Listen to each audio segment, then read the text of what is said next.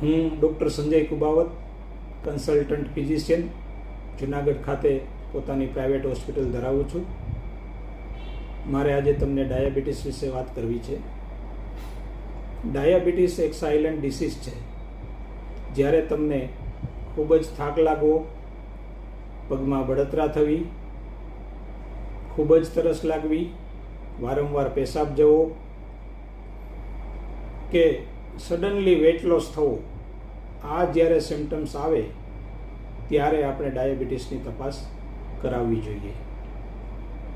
Diabetes ગમે તે ઉંમરમાં થઈ શકે.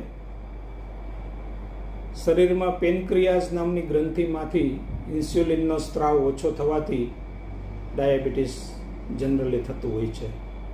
આ સિવાય મેદસ્વીતા, જંક ફૂડ કે સિડેન્ટરી લાઇફસ્ટાઇલથી પણ ડાયાબિટીસ થઈ શકે છે. જો કોઈને ફેમિલી હિસ્ટ્રી સ્ટ્રોંગ હોય તો એ લોકોને પણ ડાયાબિટીસ થવાની શક્યતા રહેલી છે. ડાયાબિટીસને કારણે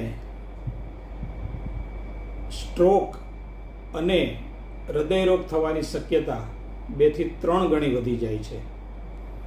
ડાયાબિટીસને કારણે high blood pressure, kidney failure, blindness એટલે કે અંધાપો, તેમજ પગ અને હાથના જ્ઞાનતંતુઓને નુકસાન થાય છે.